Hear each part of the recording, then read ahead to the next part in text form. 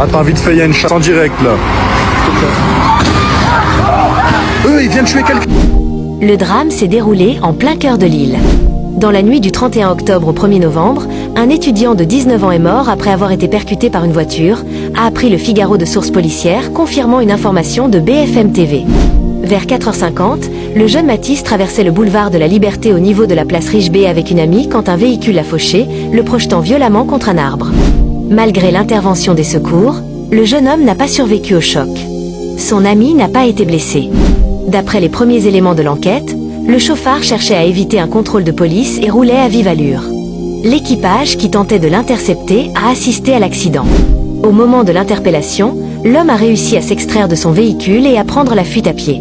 Il a été rattrapé quelques centaines de mètres plus loin par la police et placé en garde à vue.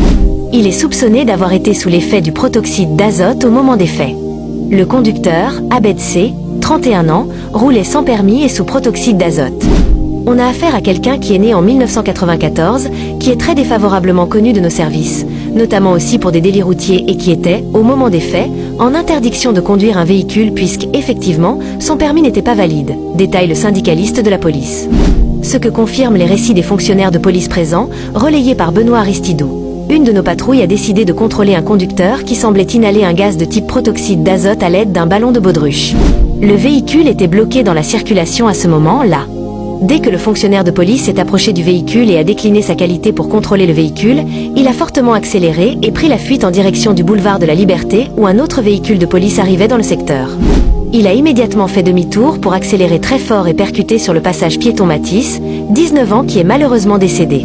Un élément qui doit être confirmé par l'enquête ouverte pour accident mortel sur la voie publique.